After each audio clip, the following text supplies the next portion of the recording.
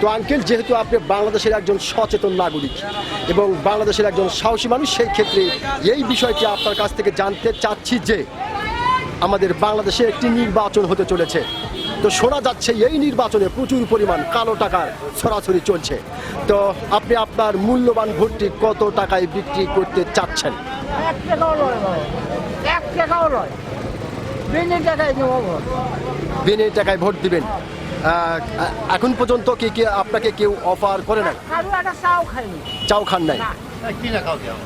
আচ্ছা আচ্ছা আচ্ছা, যেহেতু আপনি সুন্দর করে কথাগুলি বলতেছেন, সেক্ষেত্রে এই বিষয়টা আবারও আপনার কাছ থেকে জানতে চাচ্ছি যে যেহেতু আপনি বললেন যে আমি 1 টাকাও না এবং 1 কাপ চাও না, তো সেক্ষেত্রে আপনার মূল্যবান ভোটটি যে দিবেন, আসলে দেওয়ার পরে আমরা বাংলাদেশের মানুষ দেশের সরকার হিসেবে কাকে দেখতে পারি? আমি খালেদা তারিখ দিয়ে একদম তারেক জিয়া, ধানের শীষ, ধানের শীষ।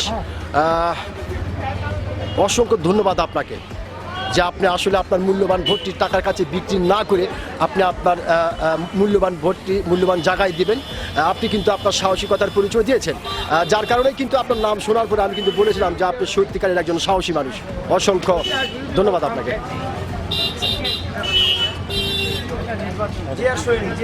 হ্যাঁ হ্যাঁ হ্যাঁ, বগুড়া জেলায় এলাকার নাই, ঢাকা জেলায় এলাকার সমস্যা দিতে এখন গাইবান্ধা